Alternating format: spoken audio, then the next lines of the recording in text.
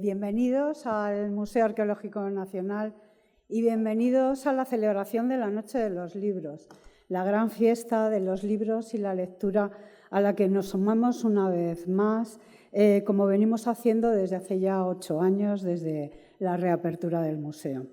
Es una noche en la que librerías, bibliotecas y también otros centros culturales e instituciones como los museos acogen a los autores para difundir su trabajo, presentar sus obras mediante talleres, charlas o diálogos, como es en el caso de hoy en el museo, donde contamos con la presencia de dos excelentes figuras, Juan Claudio de Ramón y Emilio del Río, que van a hablar de un tema muy a cuento con el Museo Arqueológico en el que nos encontramos. Ellos charlarán en este encuentro sobre la noche en Roma, dos formas diferentes de sentir la ciudad y la cultura romana. Y si me permiten, voy a hacer una breve presentación de cada uno, aunque son bien conocidos, y enseguida les cederé la palabra. Juan Claudio de Ramón es diplomático y periodista, licenciado en Derecho y Relaciones Internacionales por el ICADE y graduado en Filosofía por la UNED.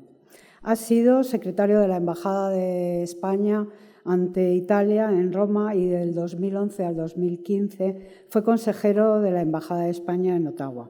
Es colaborador habitual de medios como El País, El Mundo, Revista Libros, Letras Libres o Claves de la Razón Práctica, entre otros, y escribe sobre actualidad política y cuestiones culturales. Entre sus libros destacan Canadiana, Viaje al País de las Segundas Oportunidades, o el más reciente, Roma desordenada, la ciudad y lo demás, que comentará esta noche.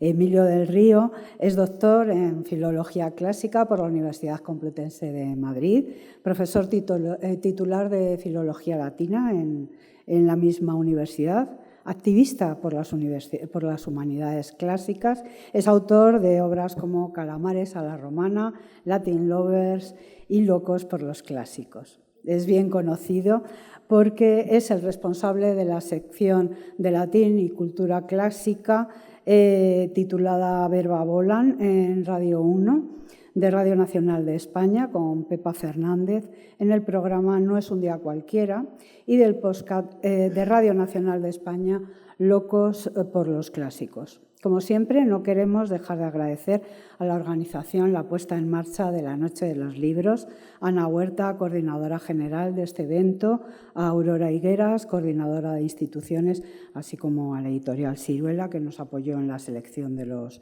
autores. Por último, recordar que ambos autores, al terminar este encuentro, este diálogo, pues firmarán sus obras arriba en la librería del museo. Y yo ya no quiero entretenerles más y les paso la palabra. Creo que en primer lugar interviene Juan Claudio de Ramón. Cuando quieras, adelante. Gracias. Nocturno. Está vacía Roma de pronto. Está sin nadie. Solo piedras y grietas, soledad y silencio. Hoy la terrible madre de todos los ruidos yace ante mí callada igual que un camposanto. Como un borracho, a tumbos, ando no sé por dónde. Me he quedado sin sombra porque todo está a oscuras. La busco y no la encuentro. Es la primera noche de mi vida en que ha huido la sombra de mi lado. No adivino las puertas, no adivino los muros. Todo es como una inmensa catacumba cerrada. Ha muerto el agua, han muerto las voces y los pasos. No sé quién soy, ignoro hacia dónde camino. La sangre se me agolpa en mitad de la lengua. Roma me sabe a sangre y a borbotón la escupo. Cruje, salta, se rompe, se derrumba, se cae. Solo un hoyo vacío me avisa en las tinieblas lo que me está esperando.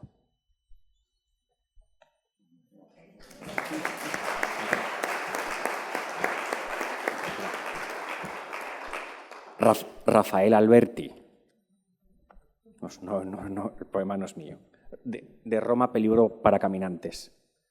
Que no es el único buen poema de ese libro, ¿verdad, Emilio? Hay algún otro. Juan ha empezado recitando al micro. y hay algún otro, sí. Yo voy a recitar también a Alberti del mismo libro para crear ambiente nocturno y lo que dejé por ti. Dejé por ti mis bosques, mi perdida arboleda. Las memorias de Alberti son la arboleda perdida. Empiezo otra vez. Es que hay que tener esa clave.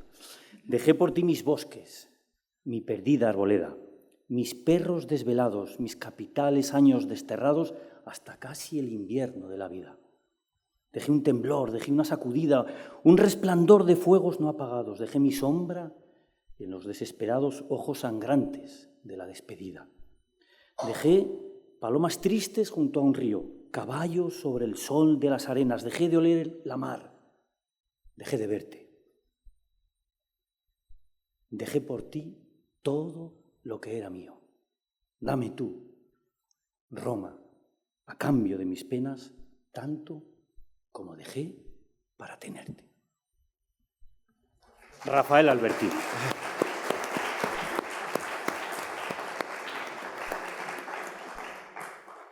Bueno, hemos querido empezar, como esto es la noche de los libros, hemos querido empezar con textos de uno de nuestros grandes escritores, no el único, ¿no? Hubo varios, pero uno de los grandes escritores españoles que vivió en Roma y que escribió sobre la ciudad, en este caso un poemario, Roma, peligro para caminantes, ¿no? Yo empezaba con un poema apropiadamente nocturno y Emilio con uno de los sonetos. Alberti era un gran sonetista, como saben, más bonitos, yo creo que no solamente del libro, sino de toda su obra, ¿no? Es un gran libro. Del poema que he leído yo, lo que me gusta destacar es el tercer verso, que me parece contiene la mejor definición poética de Roma que existe en cualquier lengua, en cualquier literatura. Quiero decir, no creo que no de toda la columna de escritores, ¿no? Que ya saben ustedes que de Roma ha escrito todas las celebridades de la cultura occidental han pasado por Roma y han escrito sobre la ciudad. Yo creo que Stendhal, Goethe, ¿no? Henry James, Zola, ¿no? Hay muchísimos libros de impresiones romanas, pero yo creo que en ninguno aparece una definición tan exacta de Roma como madre de todos los ruidos, ¿no? Porque uno nunca sabe con Alberti si está queriendo ser figurado o simbólico, ¿no? Pero aquí funciona de las dos maneras el verso, porque es verdad que Roma es una ciudad ruidosa, pero también es la madre de todos los ruidos en un sentido mucho más profundo. Es la madre de todos los ruidos de la historia, ¿no? Es la madre de todo lo que nos ha traído hasta aquí, ¿no? España es un ruido hecho por, ¿no? O causado, ¿no? por legiones romanas, ¿no? Entonces me parece que es fantástico, ¿no? Me gusta mucho dar a conocer este verso de Alberti, ¿no? Pero de todas maneras la reputación de Roma como ciudad ruidosa precede, ¿no? al poeta de Cádiz, ¿verdad, Emilio? Yo estaba una vez en un acto y recogía un premio, un modesto alcalde de un pequeño pueblecito, y el hombre salió a hablar y dijo: antes de hablar, quiero decir unas palabras. Entonces yo también antes de hablar quiero decir unas palabras solo de agradecimiento a mi querido amigo Juan Claudio, porque el que estaba invitado a participar en la Noche de los Libros era él. Y me dijo: oye, te vienes conmigo. O sea, que gracias por acogerme en tu Noche de los Libros. Además, no voy a autohumillarme preguntando, pidiendo que levante la mano cuántos ustedes han venido por Emilio y cuántos por mí. Y hemos querido crear clima, porque aunque es por la tarde, pero estamos en la Noche de los Libros y vamos a hablar de la noche en Roma. Entonces le hemos pedido a Daniel, que está ahí a los mandos, que dejara la luz así tenue, y además así la siesta es mucho más agradable. Sí. Eso es muy importante, ¿no? Decía Mark Twain, cuando no había móviles, el escritor era director de periódico, por cierto, periodista y director de periódico. Y con libro romano. Y con libro romano, exactamente, también. Libro romano, sí. Y bueno, su libro de viajes por Europa es fantástico. Es muy divertido. Buenísimo, sí. Sobre todo cuando cuenta lo de Suiza. Y decía Mark Twain cuando empezaba las conferencias: ruego a los que se vayan que lo hagan en silencio para no despertar a los que se quedan. Entonces, con la luz apagada, todavía más. Bueno, que gracias por acogerme y, por supuesto, gracias al MAN, en nombre de los dos, por por acogernos. Y ahora ya, dichas estas palabras, antes de hablar, ahora ya voy a hablar. Sí, Roma ya en la Roma clásica, que es la que yo conozco de verdad. Yo he vivido. Le preguntan a Humberto Eco, ¿y usted por qué ha ambientado El nombre de la rosa, ¿no? Su novela en la Edad Media? Dice, porque es la época que conozco. Claro, de lo demás te enteras por el telediario y un poco de tu experiencia. Entonces a mí me pasa igual, pero con Roma, ¿no? Es la época que conozco, la de la Roma clásica, ¿no? Y ya entonces era extraordinariamente ruidosa. Eso tiene que ver, lo ruidosa que era, con algo que voy a mencionar muy rápidamente ahora, que ya tenían lo de Roma Central. Esto de Madrid Central, o sea, no nos lo hemos inventado nosotros, había un Roma Central hace 2000 y pico años ya. Pero Juvenal, que es un poeta satírico, el de Mens sana, ¿se acuerdan? Mens sana in corpore sano, ese es Juvenal. El de Panem et Circenses, ese es Juvenal. Es un satírico, además, muy negativo, en fin. Este es del siglo I después de Cristo. Se lamenta de que en Roma no hay quien duerma. Y dice, en Roma mueren muchos enfermos de pasar las noches en vela. Pues, ¿qué apartamento alquilado hace posible el sueño? Vivían en bloques de pisos, como nosotros ahora, de hasta 6 alturas. Tenemos la idea de que vivían todos en chalés. Eso es por Ben-Hur y Quo Vadis y tal. Pero ahí vivían muy pocos, en realidad se llamaban insulae.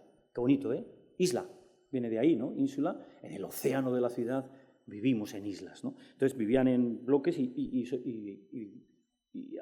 alquilaban, ¿no? Pisos y alquilaban apartamentos. Estaba carísimo todo. Cuando César da a sus legionarios de las Galias una paga extra, a los que vivían en Roma les da el doble. A los demás, 1.000 euros. Pues a los de Roma, 2.000. O sea, para que veamos qué caro era todo. Dice, ¿qué apartamento alquilado hace posible el sueño? En la ciudad se duerme tan solo a costa de mucho dinero. Dice, de ahí el origen del mal. El tráfico de carros por el trazado angosto de las calles y las maldiciones de los carreteros a la recua que en ellas queda atascada, quitarían el sueño al mismísimo Claudio. Esto lo dice porque, bueno, y lo cuentan todos los historiadores, se decía que Claudio, a que todos recordamos por la serie sobre todo, ¿no?, de la BBC y por las novelas maravillosas de Graves, se quedaba dormido incluso de día, incluso en los actos públicos, ¿no? O sea, esto que ahora se quede dormido alguien en un acto público político que siempre le pillan ahí, pues esto ya pasaba también. Bueno, luego sigue y habla de otros peligros que acechan en la noche, ¿no? Antes de hablar de sí, no, antes, pero para que veamos lo ruidosa que ella era entonces, y Marcial, nuestro paisano Marcial, que era de Calatayud, de Bilbilis, ¿no? Por eso a los de Calatayud se les llama bilbilitanos. Y a los de Cabra, esto... Aquí hay mucha audiencia de Emilio. Esto pues, perdón por el paréntesis, pero es que esto es genial. José Solís fue ministro con Franco, ¿no? Ahora estos días ha vuelto a salir porque por lo del Real Madrid y no, por la política de vivienda y por lo del Madrid y el Barça y tal y lo de Franco, y aparece Solís ahí inaugurando el Nou Camp. Bueno, sí. Y entonces en un debate en el Congreso dice, dijo algo que me parece surrealista, porque dice, hay que hacer más deporte y menos latín. Es surrealista, porque joder, si alguien hacía deporte eran los romanos. Mens sana in corpore sano. Bueno, y entonces dice, porque ¿para qué sirve el latín? Y entonces le contesta un diputado de aquellas cortes franquistas, que era catedrático de filosofía en la Cúmpula, y dice, señor ministro, José Solís era de Cabra, en Córdoba, dice, ¿que para qué sirve el latín? Para que a los de Cabra se les llame egabrenses. Bueno, pues a los de Cabra egabrenses, a los de Calatayud bilbilitanos, y Marcial, nuestro paisano, se queja también de que no hay quien duerma en la ciudad, él que era un juerguista de mucho cuidado, en fin, ya luego lo mencionaremos, supongo que también, y dice, ¿por qué? Y él siempre que podía se iba a una casa que tenía a las afueras, aquí en Madrid, pues a la sierra, ¿no? Allí se iban a una casa cercana, y decía, ¿por qué preguntas si voy con frecuencia a mis pequeños campos del árido Nomento? Era un secarral, y al hogar rústico de mi cortijo, ni para pensar ni para descansar tiene sitio en Roma el pobre. Le quitan a uno la vida los maestros de escuela por la mañana, por la noche los panaderos, los martillos de los caldereros día y noche.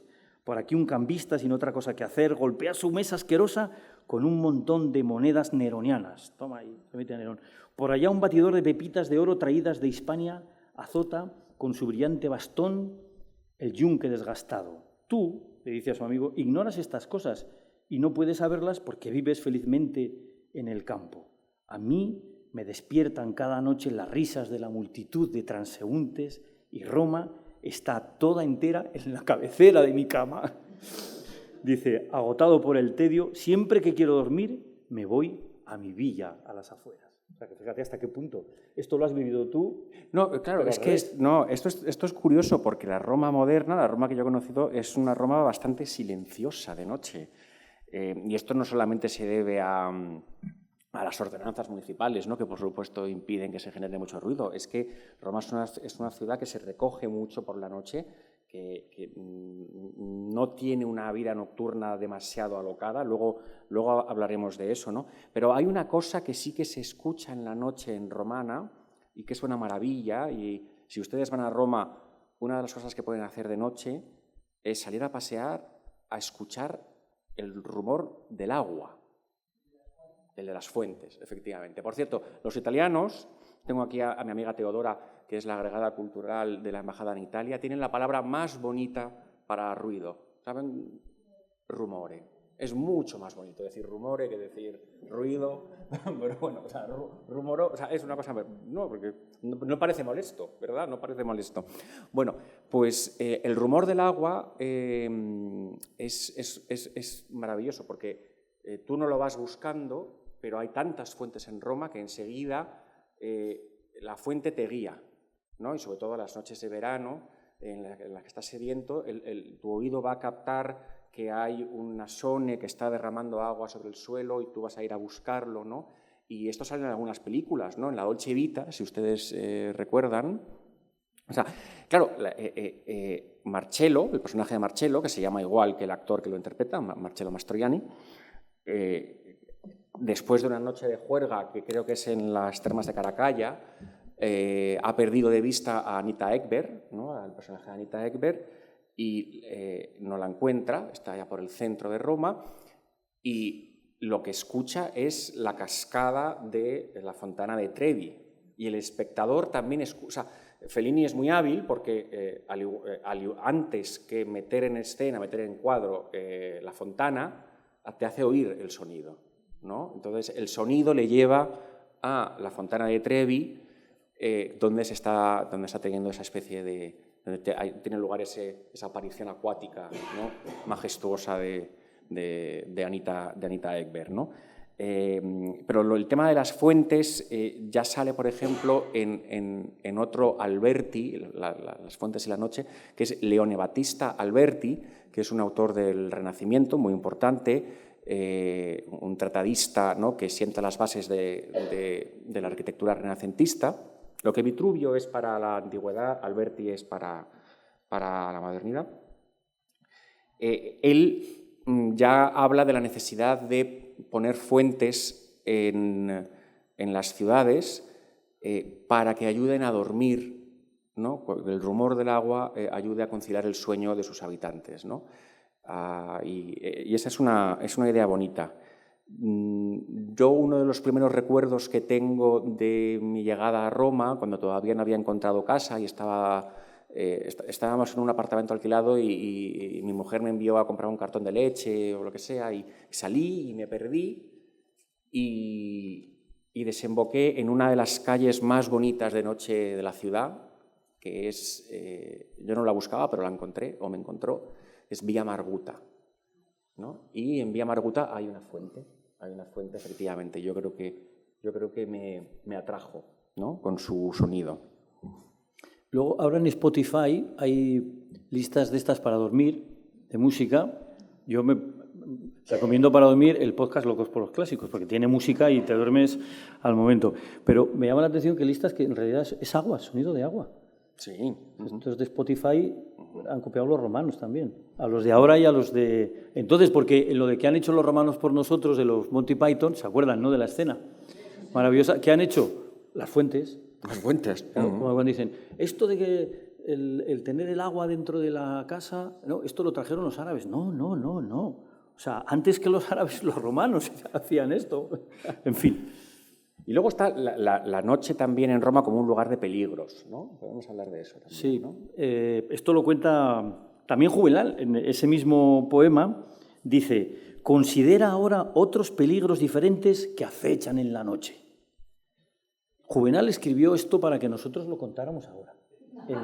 En la noche de los libros, Exacto. La noche en Roma. Por cierto, la noche de los libros empezó hace, hemos dicho, 9 años, ¿no, Carmen? ¿Cuántos? Haciéndolo más, ¿no? 21 de abril. Es 21 de abril.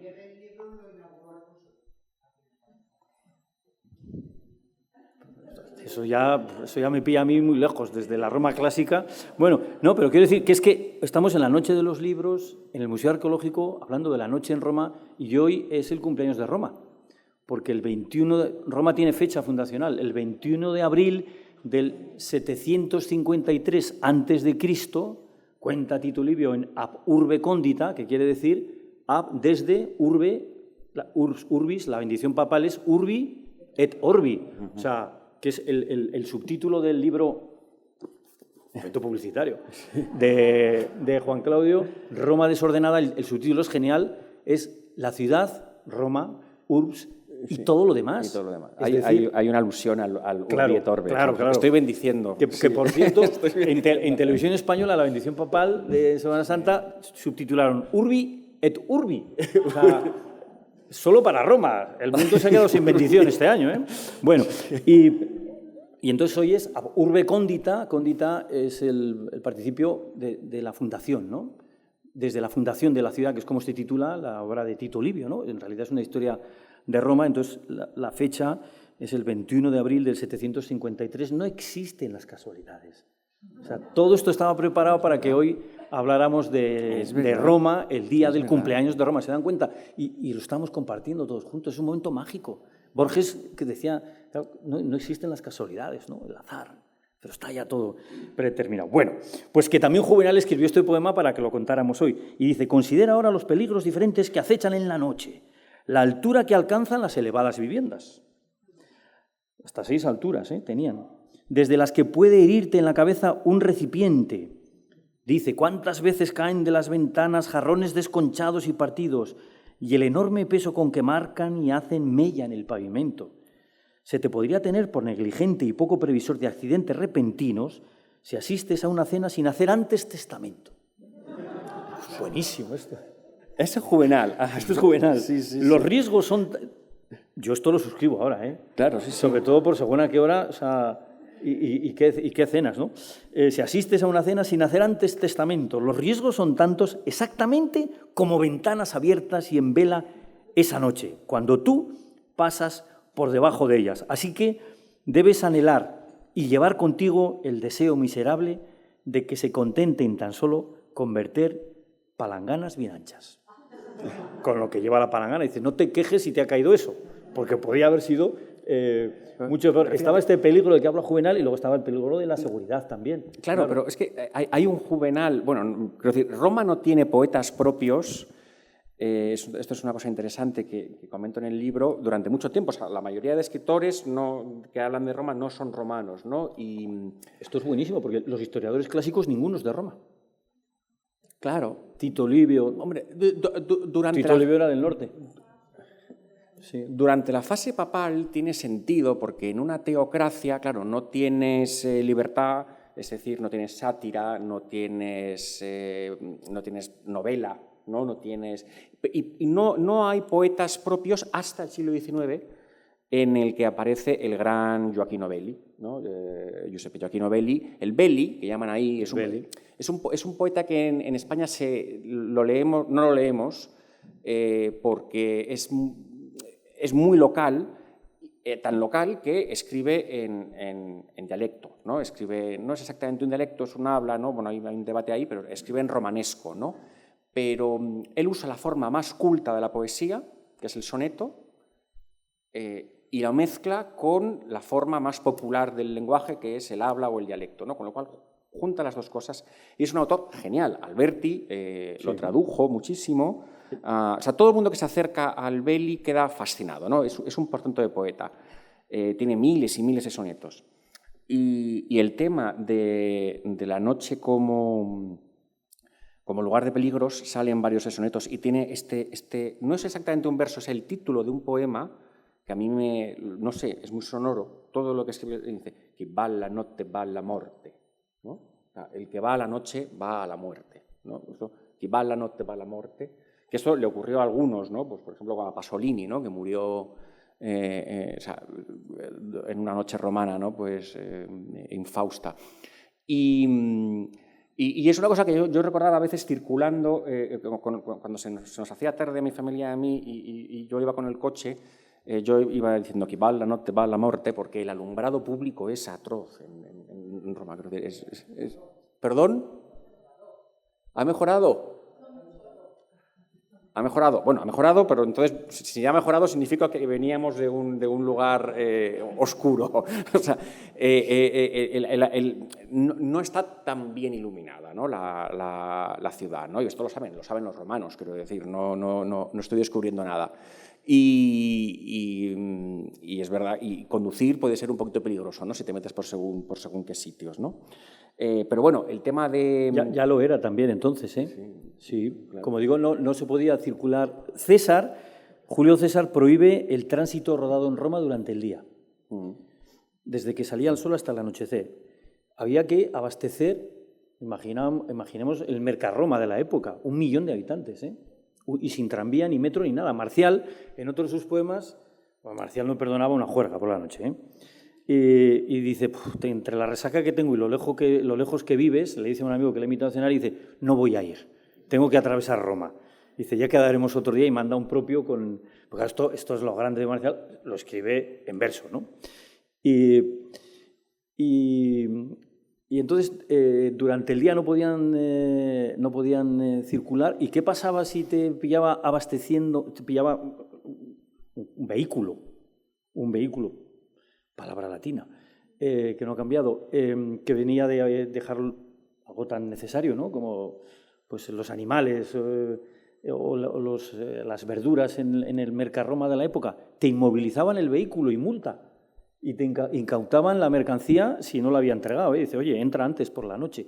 Claro, entonces, durante el día no podían circular los vehículos, solamente los de construcción, claro, porque por la noche no puedes construir, no ves, ¿no? Y incluso los entierros, si eran de día, había que llevarlo a hombros, no dejaban en vehículo, ¿no? Y claro, circulaban por la noche. Entonces el tráfico era tremendo, el ruido era brutal. Séneca, que el hombre siempre estaba ahí leyendo y estudiando, nuestro paisano, este era de Córdoba. Séneca tiene una de las cartas que dice, se queja del ruido de Roma y del tráfico que hay por la noche. Dice, ningún ruido debe impedir al sabio estudiar.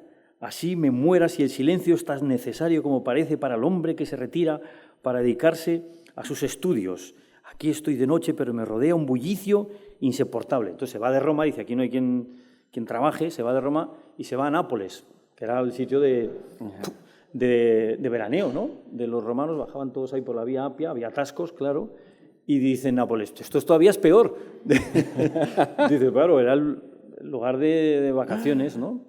Y se marcha también de ahí. O sea que no solamente el ruido, sino también la seguridad. Bueno, y había un cuerpo de policía, digamos, municipal, ¿no? Los esbirri. Bueno, sí, había dos. Uno que acaba siendo los bomberos, eran los vigili, esa ahí segunda es breve. Bueno, que de ahí va esbirri. En italiano... Que de ahí van los esbirri papales después, sí, ¿no? Claro. Esbirri. Y en italiano los bomberos son los... me encanta, los vigili del fuoco. Di fuoco. Vigili del fuoco. Entonces estos empezaron siendo una especie de policía nocturna para controlar la seguridad y acabaron dedicándose a un cuerpo especial, lo crea Augusto, porque eran privados antes, luego tendría que ser el patrón de los bomberos, Augusto, en todo el mundo, porque crea el primer cuerpo de bomberos público, ¿no? Y claro, acaban siendo bomberos, estaban además... Cada casa tenía que tener como era una boca de incendios, digamos, tenía que tener todo el instrumental, ¿eh? Y si no, había un inspector de los vigili, viene del verbo vigilare, que da, en castellano, aspiramos es vigilar, ¿no? Bueno, da vigilar y velar, las dos cosas, vigilante, ¿no? Viene de ahí. Entonces tenían que tener todo eso, y de vez en cuando llegaban los concejales, ¿no?, a inspeccionar a ver si estaba todo eso preparado. O sea, que no solamente seguridad. Bueno, los lictores, que eran, digamos, el equivalente a la policía municipal, llevaban como el símbolo de poder, eran las fasques, las 30 varas de abedul, de las 30 tribus iniciales de Roma, que iban rodeadas por 3 cintas rojas, ¿no? Y cuando salían de la ciudad llevaban el hacha, símbolo de labris, laberinto. Laberinto es el palacio del hacha, porque estaba decorado con hachas. Entonces llevaban eso. Fasques es el símbolo del orden público. Está en el emblema de la Guardia Civil. Está ahí. Está en la escultura de Lincoln, está ahí al pie, porque representa el orden. O sea, el orden y la ley. Oye, el himno de la Guardia Civil es viva el orden y la ley, ¿no? Entonces, representa eso. Eso era el símbolo de la Policía Municipal. Tenían, y sobre todo, bueno, y luego, claro, a partir de ahí lo utiliza Mussolini y de ahí viene lo de fascismo. Sí, y ahí viene el fascismo. Pero, claro, Emilio, hay que pensar también, o sea, porque para no pasarnos siempre de la Roma clásica a la moderna, y a mí me gustaría introducir el tema de la Roma medieval, porque, claro, son 1000 años de historia de la ciudad que no se suelen contar, ¿no? Y ahí la noche realmente tenía que ser algo terrorífico, porque me da pie a explicar lo que yo creo que es más importante entender de Roma, y es su evolución demográfica. Roma, en época de Augusto, tiene, según todos los historiadores, 1 millón de habitantes. Es muchísimo, pero es muchísimo. O sea, 1 millón de habitantes no lo vuelve a tener una ciudad europea hasta el París y Londres de la Revolución Industrial, en el siglo XIX. O sea, tienen que pasar 19 siglos hasta que una ciudad europea vuelva a tener 1 millón de habitantes. Y empieza a haber historiadores que dicen que en realidad eran más, ¿no? 1.200.000, 1.300.000. Entonces, bueno, luego viene, por avatares muy largos de explicar, la caída del Imperio Romano, la ruina de la ciudad. Que no lo vamos a contar, ¿eh? No lo vamos a contar. Gibbon le dedicó 5 tomazos así, o sea, que, como para contarlo ahora. Sí. Aunque Asimov decía que era capaz de contarlo en 2 horas, él perfectamente, que es una anécdota que le gustaba mucho contar a Ramón Tamames, sí, y lo medio mencionó en la moción de censura. Dijo, ya dijo Asimov que se podía contar la historia de la República y del Imperio en 2 horas, ¿no? Pero para afearle a Sánchez lo que había hablado, dijo, bueno... Isaac Asimov, sí. ¿Qué he dicho? ¿No sí, lo he dicho bien? Asimov, sí. Asimov. Bueno, el caso es que Roma, con la ruina de la ciudad, se contrae y pasa a ser, en el siglo X, un pueblecito de 30.000 habitantes. Eso es terrible. Pero claro, en el traje de una ciudad imperial que había tenido 1 millón. Entonces, la ciudad se divide en 2 partes, que a mí me hacía gracia cómo lo llamaban, ¿no? El habitato y el deshabitato, ¿no? Claro, porque la ciudad era enorme, pero la mayoría era deshabitato. Entonces, hay que imaginar lo que debía de ser la vivencia de, pues qué sé, un fraile o un campesino en Roma, porque la ciudad se apiña en torno al Tíber, ¿no? En torno a la zona del Vaticano, ¿no? Porque como se han caído todos los acueductos, que es lo que permitía tener esa población, la ciudad se contrae, vuelve a arrimarse al río. Pero hay que imaginarse lo que es salir de noche del habitato al deshabitato, no solamente por los malhechores que te puedes encontrar, es que te puedes encontrar estatuas espectrales saliendo del suelo, ¿no? O sea, incluso si no te encuentras con nadie, las ruinas debían de dar miedo, pero muchísimo miedo, ¿no? Pero luego con el Gran Tour y con los gran turistas pasa que el turismo de ruinas, ¿no? y la posibilidad de ver esos monumentos se pone de moda, ¿no? Y entonces los turistas románticos, los grandes, los Goethe, los Byron, los Chateaubriand, ponen de moda viajar a Roma para ver ruinas famosas. La más famosa es la del Coliseo, pero como son muy cucos, en sus relatos, en sus libros, parece que siempre las están visitando de noche, ¿no? Entonces, tú lees a Byron y lees a Chateaubriand y lo están viendo todo al claro de luna, ¿no? Y entonces había una especie de pasión por imitar el gesto, ¿no? En el poema del Childe Harold de Byron hay unos versos muy famosos del protagonista del poema que se encarama a la última grada del Coliseo en mitad de la noche al claro de luna y ahí medita sobre la caducidad de toda gloria, el paso del tiempo, etcétera, etcétera, ¿no? Entonces, en los relatos que se han hecho del Grand Tour, pues siempre se dice que había como un gran interés en repetir el gesto romántico de ir a ver el Coliseo, pero ir a verlo de noche y con luz de luna, ¿no? Porque si no, no habías hecho lo que había hecho Byron o lo que decía que había hecho, ¿no?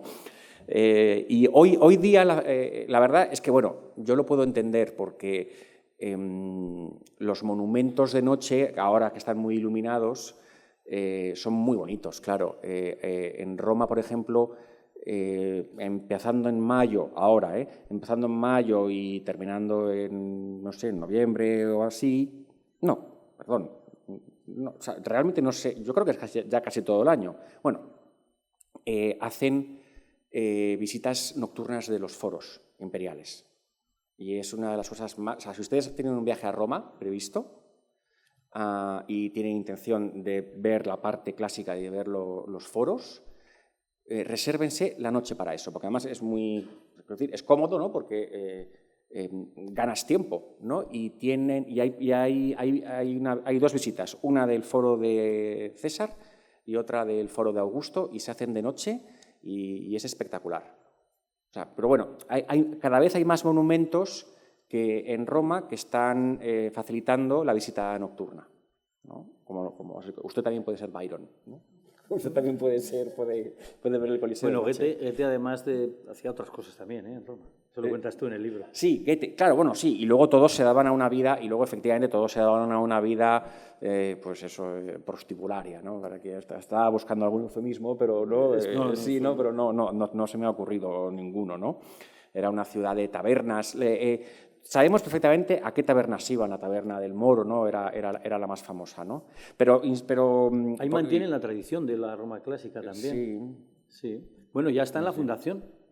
A propósito de que hoy es el cumpleaños de Roma, la fundación de Roma es curioso, paréntesis, pero empieza con un acto de violencia, porque Rómulo, ¿no? Coge un arado y dice, voy a fundar una ciudad, y hace, ¿no? Y luego viene otro acto de violencia que es el rapto de las Sabinas. Claro, es la siguiente. Y luego invitan en a todos la que se basan, ya sabes, se basa la película 7 novias para 7 hermanos. Y luego viene otro, y luego invitan a todos los delincuentes a venir. O sea, y además están orgullosos de contar esta historia. Total. Entonces, bueno, pero Rómulo y Remo son amamantados cuando los abandonan. Son hijos de una monja violada, por traducirlo, es una monja vestal, y los amamanta una loba. Nosotros hemos perdido el sentido de loba en castellano. Bueno, no del todo, pero no es lo mismo, ¿no? No sería lo mismo si dijéramos zorra, ¿no? Porque loba en latín significa puta. De ahí viene lupanar. Entonces, en el origen de Roma está eso. Y la loba que amamanta, ¿no? a los gemelos, ¿no? Y luego hay una versión de la leyenda en la que además les cuida después la mujer de un molinero que era prostituta. O sea, que hablar de la prostitución... Claro, el mensaje que traslada esto es fantástico, ¿no? Porque viene a decir, oye, 2 desechos sociales que no quiere nadie, 2 marginados sociales, hijos de una monja violada y amamantados y cuidados por una prostituta, son los que después crean la ciudad que es el imperio, como decía Borges, en el que se miran todos los imperios, ¿no? Y claro, los romanos no inventan la prostitución, ¿no? Eso está allá, obviamente. Pero tenían la misma actitud que nosotros hacia la prostitución, ¿no? Miraban para otro lado. A mí me parece una forma de violencia contra las mujeres, lo tengo escrito eso, y esto está regulado en Europa. Entonces, entre las juergas nocturnas que tenían en la Roma de la época... Sí, juergas sin prostitución. Había sin prostitución y con prostitución también. O sea, que Goethe a lo que iba mantiene esa tradición. De hecho, Suetonio cuenta de Claudio que su mujer Mesalina se ponía una peluca rubia. A las romanas les encantaba el pelo rubio. Los germanos ganaban un pastón vendiendo pelo. ¿no? Sí, y las esclavas germanas eran valoradísimas porque luego pues le cortaban el pelo. Siempre eran el amo lo que no tenemos, claro. Bueno, y entonces se ponía la peluca rubia que se ponían las prostitutas en Roma. Es un escándalo cuando la primera matrona que se pone una peluca rubia. ¡Oh! ¿Qué es esto? Pero si esto lo llevan las prostitutas. Bueno, entonces Mesalina se pone una peluca rubia y va a los after hours de la época, que lo sabía, Marcial lo cuenta, y a los prostíbulos. Y de hecho dice, y una vez que habían cerrado el prostíbulo, se iba a los after hours, a los locales que están abiertos hasta ya empezado el día. Ya llegaba el cuerpo de la policía, que de día era más riguroso, pero vamos, la noche romana estaba llena de fiestas y claro, de cenas. La gente que se lo podía permitir, claro. Yo como ya llegué a Roma, pues ya más formal. Sí, 2000 años después. No, y sobre todo 2000 años después, y sobre todo ya a una edad ya en la que uno ya no sale tanto de noche, no va a las discotecas. Entonces, tuve poca experiencia de pubs y de discotecas. Pero te pasó una historia genial. Sí, alguna tuve, creo decir, además se puede contar, la cuento en el libro. Hay un capítulo que se llama Trasnoche en el Trastevere, ¿no? Siempre buscando Y es que vinieron unos amigos míos de Madrid y entonces eran los amigos con los que yo había salido cuando salía, ¿no? Aquí en Madrid, ¿no? Y entonces ellos también habían dejado de salir porque se habían casado, tenían hijos, efectivamente, y entonces como ya no podían salir, pues pidieron permiso a sus parejas para viajar a Roma a una noche de juerga, ¿no? Y éramos 20, era una locura. ¿Y cuántos venís? 20, ¿y aunque? Y fue un desastre, porque no conocíamos las claves de la noche local romana, que no es, insisto, no hay tanta vida nocturna en Roma como en Madrid, ¿no?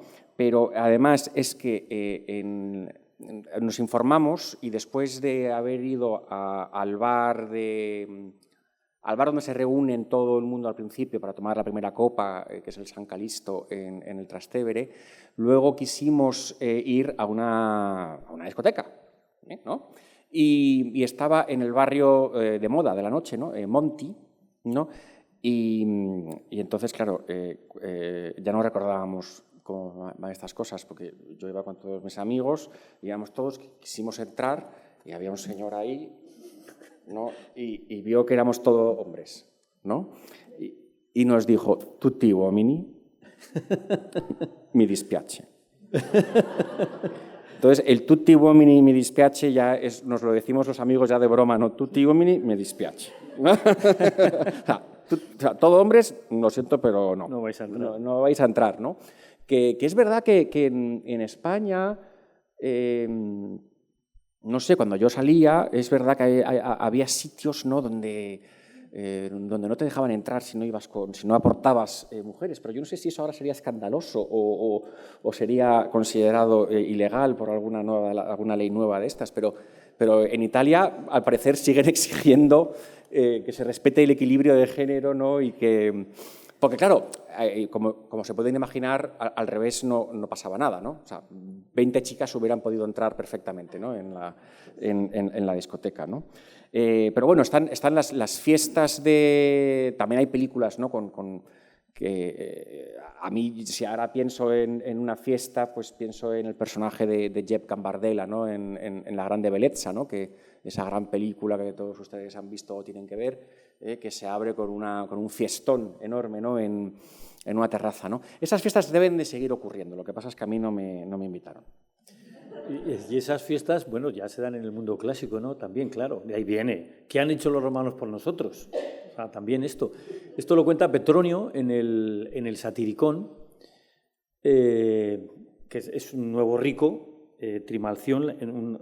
Es una obra que ha llegado hasta nosotros de forma fragmentaria, no completa, y la parte principal es la cena de Trimalción, que es un nuevo rico, tiene mucho dinero, pero tiene muy poca clase, y lo parodia muchísimo, pero bueno, describe muy bien cómo podía ser una cena, ¿no?, de la época. Ha cambiado mucho el mundo, Roma, desde la época de Cicerón, en la que el hombre dice una cosa muy bonita, ¿no? Dice, me deleita, en un libro que yo ahora estoy visitando mucho por la inminencia del tema, que es de Senectute, de Cícero. Y dice, me deleita la conversación que después de la cena se inicia desde el asiento principal a la hora del vino. Qué bonito, ¿eh? A la hora del vino. Y dice, prolongamos la cena todo lo que podemos en el corazón de la noche, hablando de 1000 temas interesantes. En el corazón de la noche. Hay un verso muy bonito de Gil de Viedma, que es un poema maravilloso, que es Amistad a lo largo, sí, que dice, hay momentos felices para dejarse ser en amistad, ¿no? Pues esto es Cicerón. Bueno, de las cenas estas tranquilas y hasta la hora del vino en el corazón de la noche, a la que refleja Petronio un siglo y pico después, ha cambiado todo completamente. O sea, el dios que así como a Eneas le persigue Juno, a los protagonistas de esto les persigue el dios Príapo, que era un falo enorme. Es una parodia de los dioses. O sea, ¿dónde están los valores fundacionales? Pero describe muy bien una fiesta, que es una cena, y luego tenemos otros testimonios a propósito de las fiestas Marcial, sobre todo, este poeta paisano nuestro, de Calatayud, que por cierto ya tenía acento, ¿eh? Sí, si nos da tiempo, los hispanos teníamos acento. Esto lo dice Cicerón en otra de sus obras, habla del acento gaditano. En la Historia Augusta, cuando hablan de que, en la Historia Augusta, que es la historia de unos emperadores, hablan de la biografía de nuestro Adriano. El primer emperador no itálico es Trajano, 98-117, y luego Adriano, 117-138, eran de Sevilla. Y entonces cuenta que pronuncia un discurso en el Senado, Adriano, y que se ríen de él los senadores. Y entonces, por el acento hispano, no sabemos cómo era. Y entonces el hombre, en lugar de hacer, como decía Lola Flores, orgullosa de tu acento, vieron el anuncio, ¿no? Pues, bueno, la recreación de Lola Flores, que eso está hecho con inteligencia artificial, de tal, ¿no? El Deep Face. Dice, y no hizo más que ensayar para perder su acento. Sí. Bueno, pues este Marcial, que tenía acento, cuenta cómo eran las cenas y las fiestas, ¿no? Dice, empiezan siempre con alguien que le dice, menudo tostón. Dice, yo lo que quiero es empezar a cenar y a beber. De uno escribe, que la gente togada grite un bravo tan fuerte, no es por ti, Pomponio, que es el que les invita a todos a cenar. Tu comida es la elocuente. Entonces comen, recitan. Dice, oh, qué buena cena he tenido esta noche. Dice, nadie ha recitado nada. Y después llegan la música y el momento de cantar y podríamos decir, y del karaoke, ¿no? Y en todo había canciones de banquete, los Carmina Convivalia, ¿no? Convivium, Carmina Convivalia, pues como ahora, ¿no? Que según qué momento de la noche empiezas a cantar Asturias Patria Querida, o Puede ser mi gran noche, pues estos tenían sus propias canciones y entraban ahí los músicos, que por cierto también Marcial se queja de que eran muy caros. Dice, oye, pero qué carísimo esto, no sé cómo te gastas este dineral, ¿no? Las bailarinas gaditanas, que tenían fama de ser muy sensuales, ¿no? O sea, que luego había que volver a casa. Como dice Juvenal, ¿no? Dice, si vas a cenar, vas a llegar tarde y haz testamento antes, ¿no? Sí.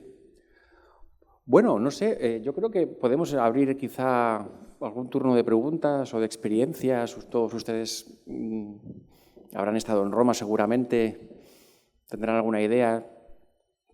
Roma hasta del siglo V en adelante, Juan Claudio, yo el quinto, sí.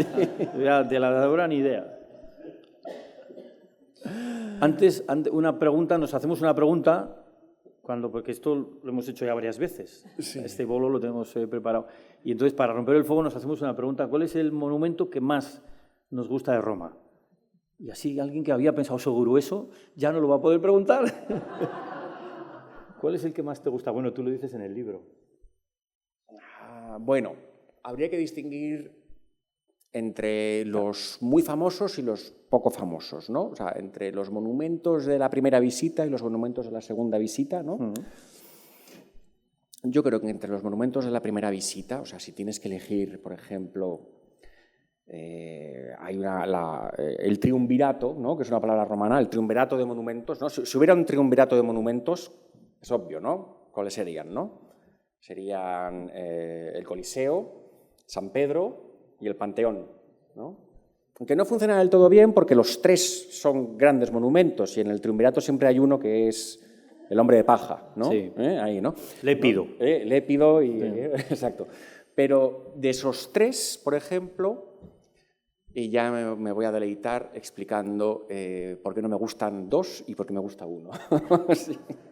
No, me gustan los tres hay que ir a verlos.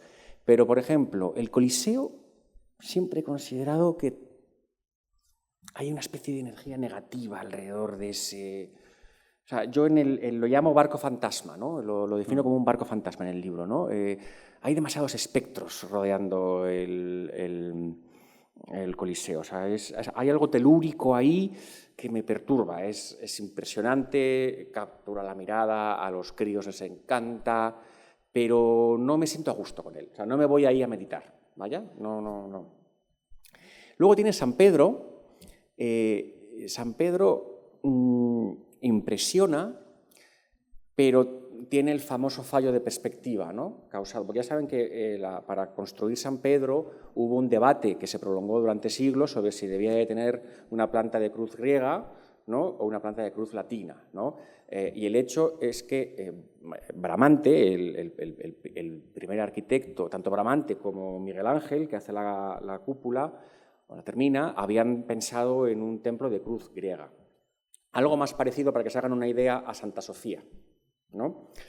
Y la cúpula está pensada para una planta de cruz griega, o sea, con los brazos cortos e iguales. Pero al final ganan el debate los que quieren prolongar la nave y la nave es de cruz latina. Y entonces el efecto arruina el efecto de la cúpula, porque la cúpula se ve muy bien de lejos, pero no se ve nada de cerca. La portada de Maderno. Exacto. Entonces, la cúpula, por ejemplo, si tú estás en la explanada de Bernini, no la ves bien, la ves encajonada, ¿no? Te tienes que ir por lo menos hasta el puente Sant'Angelo para verla bien, ¿no? Y luego dentro es enorme. O sea, piensen que el arquitecto de Hitler, Speer, fue, o sea, los alemanes tienen vamos a ver, no los alemanes. El nacionalismo alemán, y sobre todo el nazismo, tenía una relación extraña con Roma. Porque por un lado ellos eran los herederos de los germánicos, ellos habían derrotado a Roma, ¿no? Pero por otro lado, Roma era el paradigma del imperio, con lo cual Hitler no sabía muy bien qué hacer con Roma, porque por un lado era el paradigma de potencia imperial, pero por otro lado también era el mundo latino, y él era el mundo germánico. Nunca resolvió la contradicción. Pero como quería hacer de Berlín una gran capital imperial, envió a Speer, a su arquitecto, a que tomara las medidas, ¿no? A que tomara medidas de los monumentos. Y Speer le parece demasiado grande San Pedro. O sea, al arquitecto de Hitler le parece demasiado grande. O sea, eso ya nos da una idea de que quizá ahí falta un poco. Por supuesto, hay que ir. Luego Bernini lo arregla. O sea, el genio de Bernini le corta un traje más amplio con la explanada y todo se soluciona y es un lugar maravilloso, ¿no? Pero entonces queda el tercer gran monumento, que es el edificio perfecto, que es el Panteón, ¿no? El Panteón, ¿no? Entonces, de los famosos, del triunvirato, para mí, el príncipe es el Panteón. Y de los no famosos, o de las cosas no obvias, para mí, la iglesia más bonita de la ciudad, sin disputa, es Santa Sabina, en el Aventino. Se van ustedes a Roma la próxima vez, vayan ustedes al Aventino y hay 600 iglesias en Roma, pero yo afirmo dogmáticamente que la más bonita, porque sin dogmatismo no hay placer en este tipo de cosas, es Santa Sabina. Y tú, Emilio, tendrás también tus monumentos favoritos. Yo solo opino hasta el siglo V, claro. Sí, a ver, no, pero no. Después, esto, el Coliseo ya se había construido, se construye sí, tarde, pero se construye. Sí. Siglo I, ¿no? Esto lo cuenta Garci, de un amigo suyo, dice, solo ve películas de hasta 1930. Pues yo igual, solo opino de Roma hasta el siglo V, ¿no? O sea, digo, pero ¿no ha visto la Guerra de las Galaxias? Dice, nada, no lo ve.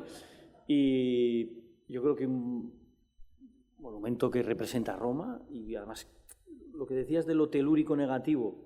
Bueno, lo telúrico, fíjate, tiene ese punto, ¿no? Viene de la tierra, telus, ¿no? Que de ahí viene la energía negativa. Cuando Apolo mata a la serpiente en todas las iconografías sale de la tierra, ¿no? Es el mal, en todas las mitologías, ¿eh? Y entonces le pone encima una piedra, y eso está en Delfos, y eso es el onfalos tesges, ¿no? Gea en latín, ¿no? Geología, etcétera. El ombligo del mundo. Tiene algo de eso el Coliseo. Sí. Y el Panteón.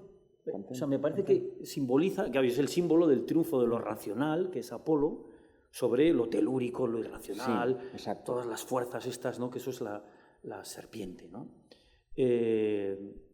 Yo creo que el Panteón, además tiene un poco forma de onfalos tesges también. Ah, claro, ¿no? sí, sí. Tiene ese punto, ¿no? Y yo me quedo también, aquí no vamos a discutir, ya ven, el Panteón de Agripa, que luego nuestro paisano Adriano lo restaura, ¿no? Bueno, lo reconstruye completamente, ¿no?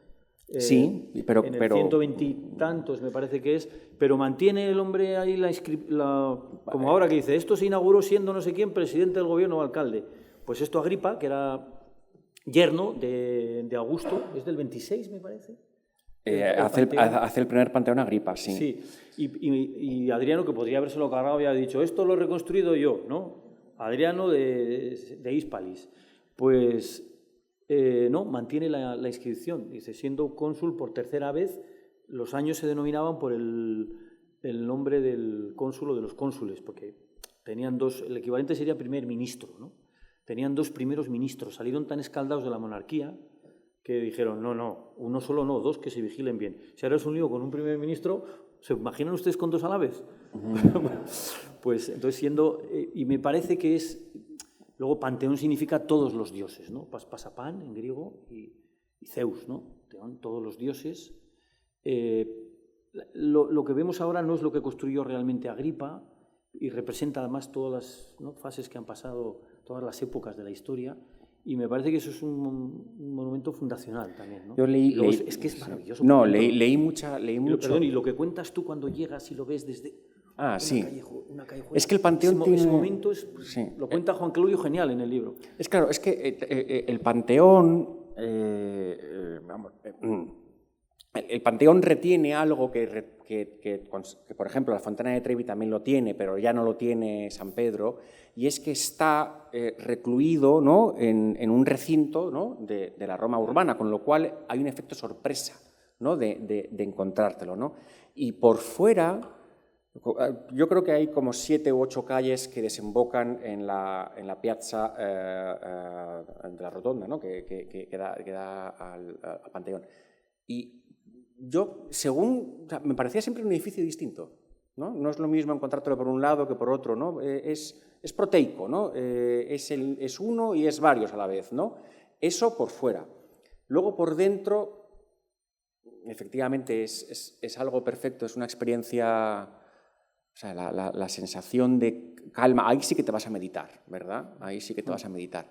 Leí muchísimo sobre el edificio porque uno de los problemas a los que yo me enfrenté para escribir el libro es, bueno, ¿cómo describo cosas que ya se han descrito tantas veces, ¿no?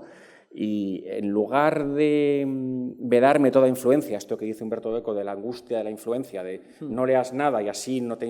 Claro, pero yo sabía que esa era la manera más rápida de repetirlo todo, ¿no? Entonces yo prefiero, no, voy a enterarme de lo que todo el mundo ha dicho y así por lo menos bueno, me inspiro o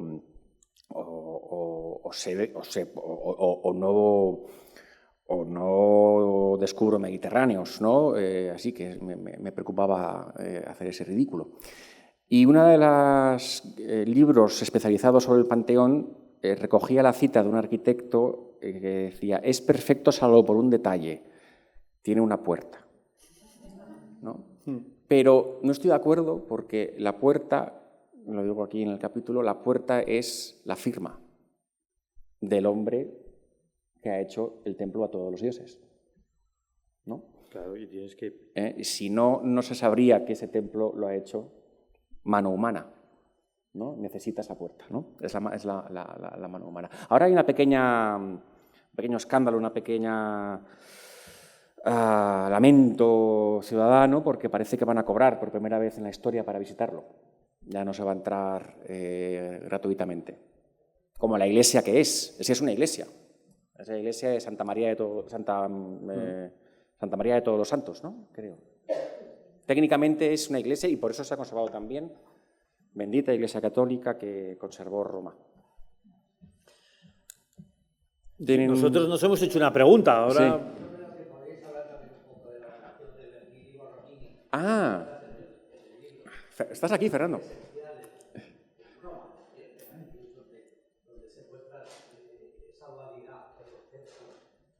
Bueno, vale, pero antes de lanzarme con eso, podemos agrupar algunas preguntas, que eso siempre maximiza... Y Daniel tiene un micro sí, por ahí. Sí. ¿Había una petición de palabra? Ahí. En una serie del 2004, se llama Roma, no sé si la conocéis. Sí. En un momento de la serie, uno de los protagonistas se hace dueño de lo que llaman un collegium. Sí. ¿Eso es el inicio de lo que es la mafia, las pandillas de la época? Siento curiosidad, porque también se dice que son los españoles los que crearon la mafia en el 1500. Los italianos se lavan la mano diciendo que fuimos nosotros los españoles los que creamos. Eso lo cuento en Calamares a la Romana. A ver, más preguntas. Vamos a acumular un poco para Bernini, Borromini, Colerium.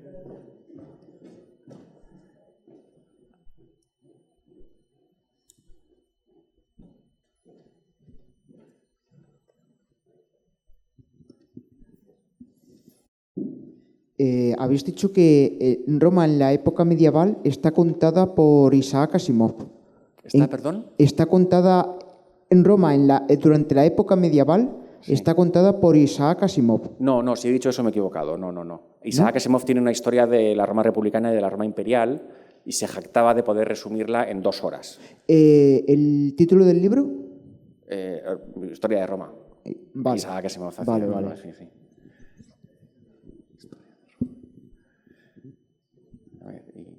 ¿Alguna más? Sí. ¿A qué hora cierran el museo? Carmen. Ah, ¿la tienda? No. ¿A qué hora cierran la tienda? Es la pregunta, claro. ¿A qué hora? Carmen, dinos tú. Antes de las 8, porque cierran la tienda. Carmen, entonces... Y en la tienda venden libros. Este es el único turno de turno de preguntas y ya está. Vale. Antes habéis estado hablando de lo que era la comparación entre la cantidad de gente que vivía en la Roma republicana imperial con luego la que vivía en la Baja Edad Media, ¿no? Bueno, sí. Y es una diferencia brutal. Yo es que soy historiadora del arte, me quiero especializar en el Renacimiento y quería saber cuál había sido el cambio, porque sé que ha habido uno, ¿no?, de cuando ha empezado otra vez a avanzar lo que era la población de Roma a finales del siglo XV, con los Borgia, los Medici, etcétera, etcétera. No sé si sabríais decirme algo de eso. Sí, algo puedo, sí. Hay una más y no más, es que si no cierran la tienda. No, porque luego va a ser el último turno, así que... Es que, vale, cuando estabais comentando la vida de Roma, ¿no?, me estaba acordando mucho de Lindsay Davis, no sé si la conocéis, sí. La novelista. Marco Didio Falco. Que es que me parece que estaba un poco reviviéndolo, sí, ¿no?, con todo lo que estabais contando, porque me parece que... Recrea muy bien el ambiente. Recrea muy bien la vida, el ambiente, en todos los niveles, además. Y bueno, solamente eso decir que es que... ¿Se ha leído todas? Yo no bueno, he visto muchísimo. Sí, y ahora ha empezado con la hija. La hija de Marco Didio Falco, sí. Ya tiene 2 libros, solo he leído el primero. Ya. Pero no tiene nada que ver con él. Él es fantástico. Bueno, ella, cómo describe todo. ¿Ya está? No, pero atrás no le oyen, nosotros sí. Sí, por aquí, por favor. Último turno, de preguntas. Pues me ha interesado mucho lo que has contado de la Roma medieval, de que vivían la parte habitada y la deshabitada. Me ha sugestionado mucho. Sí. ¿Tu libro hablas algo de esto? ¿Sabes algo de...? Sí, a ver, sobre la Roma, ya cerramos. Sí, a ver, sobre la Roma medieval, el historiador no es Asimov, el historiador es Ferdinand Gregorovius, que era un historiador alemán que se llevaba muy mal con Mommsen, ¿no? Había una rivalidad entre ellos, ¿no? Porque consideraban, o sea, Mommsen pensaba que estudiar la Roma medieval era de poca cosa, pero es una historia muy interesante. Y sí, le dedico un capítulo. Y hay pequeños paseos por la Roma medieval también, que es una especie de turismo sofisticado que yo recomiendo mucho. Sobre en qué momento Roma vuelve a resurgir. Claro, Chesterton tiene un libro que se llama La resurrección de Roma. Es que Roma es una ciudad que muere y que resucita. Más o menos coincide con el Renacimiento por una razón. O sea, los papas se van a Aviñón durante siglo y medio, ¿no? El cautiverio de Aviñón lo llaman de vez en cuando, ¿no?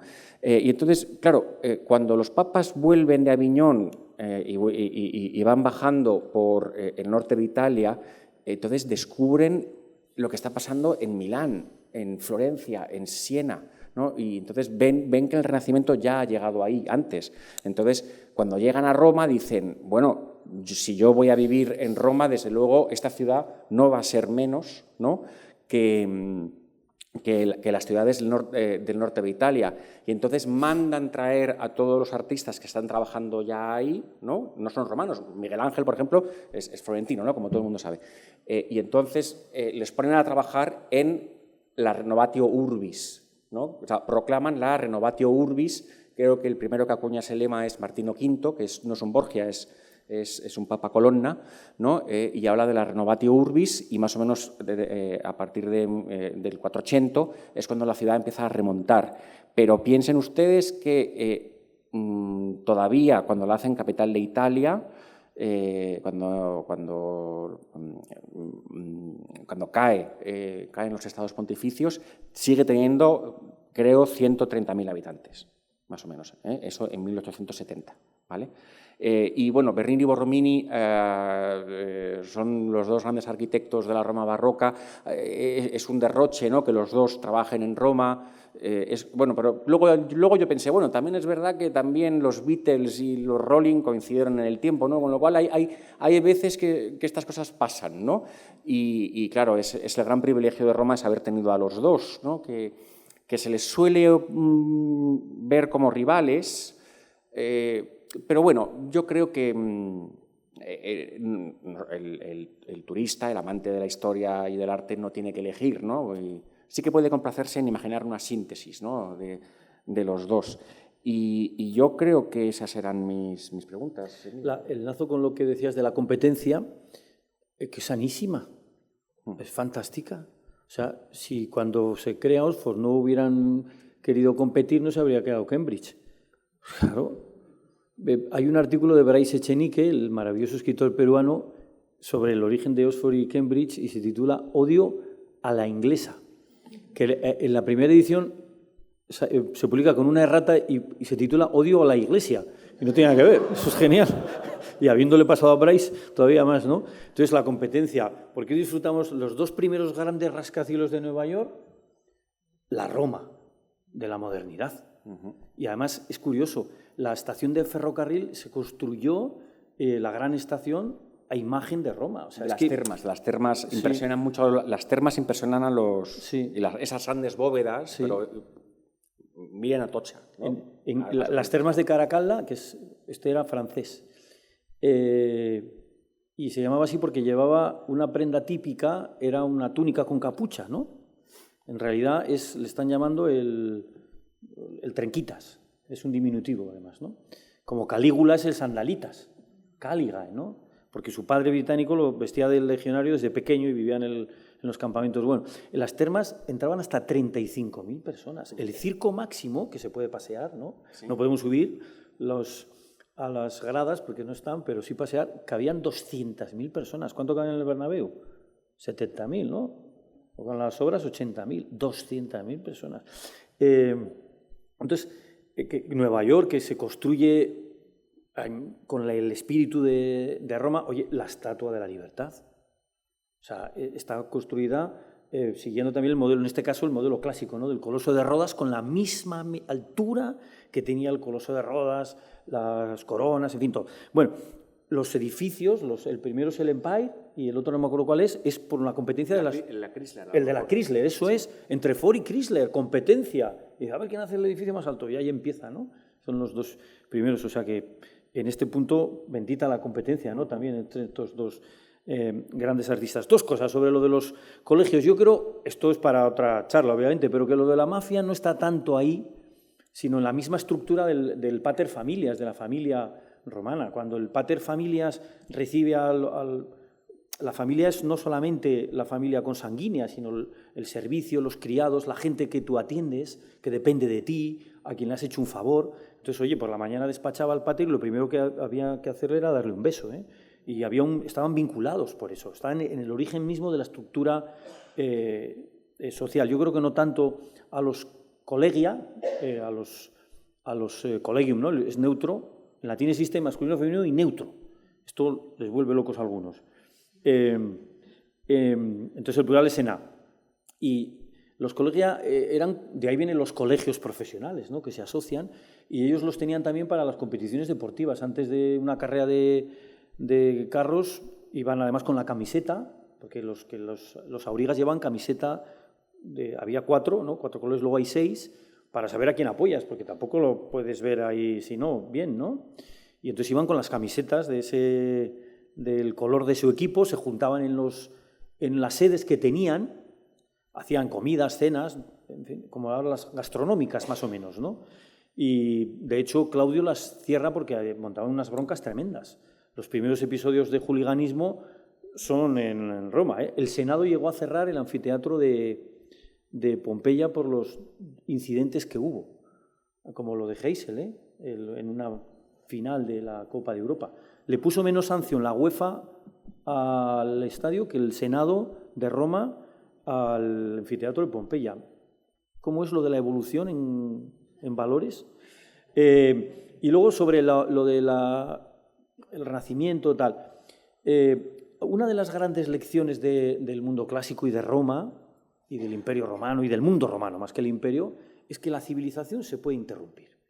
O sea, hay dos grandes lecciones, una el Carpe Diem, o sea, Carpe Diem, lo del final, que sería el final de la vida de Brian, ¿no? O sea, están crucificados, van a morir, saben que van a morir, ¿y qué hacen? Se ponen a llorar, ¡ay, no vamos a morir! Porque no va a quedar nadie aquí.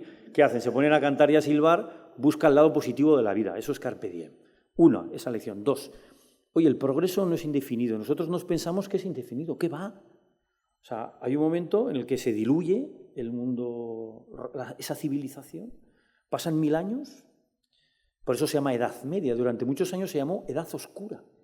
Edad Oscura. Es una edad media, como el intermedio. El intermedio es esa cosa que hay entre lo que nos importa, ¿no? La Edad Media es lo que va del mundo clásico a ese momento que llamamos Renacimiento. ¿Por qué se llama así? Porque renacen no solamente las artes y las letras y redescubren a los clásicos, ¿no? Y los sacan de los monasterios, y va Pollo Baracciolini y Lorenzo Valla por los monasterios de Europa comprando manuscritos. ¡Qué maravilla!, ¿no? Eso lo cuenta muy bien Peter Greenblatt en El Giro, que fue premio Pulitzer en Estados Unidos. Bueno, y El nombre de la rosa, que nos da un poco un ambiente, ¿no?, de la cosa.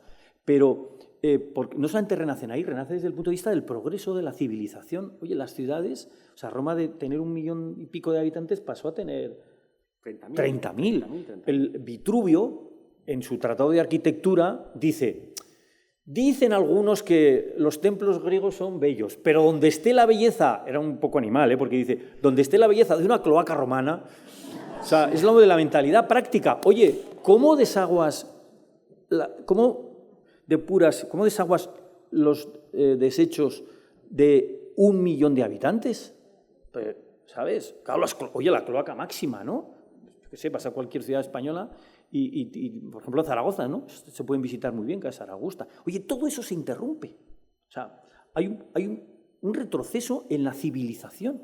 Lo decía Juan Claudio, las ciudades europeas tardaron más de 1000 años, ¿no?, en volver a tener esa población. Esa es una lección que nos dan la civilización clásica, ¿no?, y la civilización romana. Nosotros lo hemos visto ahora con la pandemia, ¿eh? O sea, un microscopio. Nos pensamos siempre que el fin del mundo va a venir de un asterisco que viene, se estrella contra la Tierra. ¿Qué va? Un microscópico virus que venía de China nos ha tenido encerrados a todo el planeta en en casa, ha puesto en riesgo nuestra civilización, nuestro modo de vida.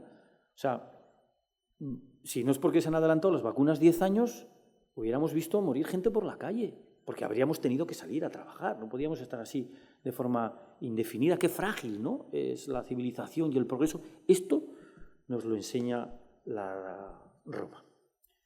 Buenas noches.